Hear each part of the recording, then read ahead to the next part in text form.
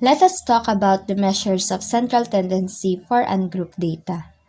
We have here the mean, median, and mode. Example, the following are the ages of students in a culinary arts. We have here 24, 18, 19, 20, 24, 26, 27, 20, 23, and 19. First is the mean. When we say mean, it is commonly called as the average, and the symbol for mean is called as x bar.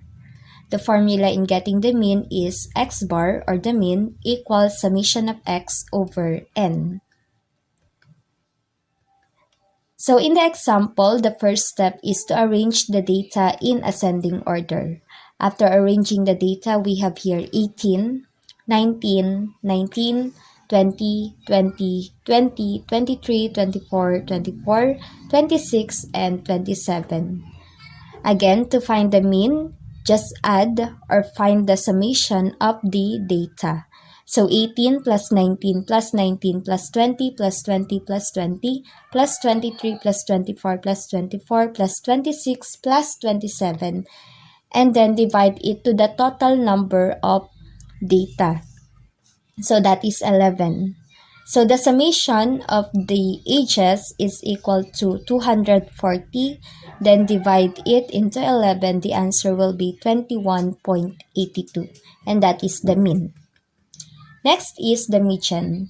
When we say median, it is the middle number when the numbers in the set of data is arranged in ascending order. So the symbol for median is read as x tilde, and the formula for median is equal to n plus 1 over 2 th score.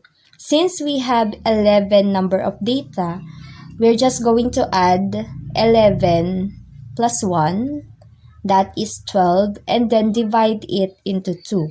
So we have here sixth, meaning to say our median is the sixth score in the data arranged in ascending order, and that is 20. Next is the mode. When we say mode, it is the number occurs most often, and the symbol for mode is called as x hat. In mode, if we only have one mode, it is called modal or unimodal. If it is two, it is called bimodal, and if it is three, it is called trimodal. So in the example of the scores, since we already arranged the data in ascending order, we can easily find which of the ages or data is occur most often. So we have 18, 19, 19, 20, 20, 20, 23, 24, 24, 26, and 27. So as we can see, 20 occurs most, and therefore we can say that the modal or the mode is 20.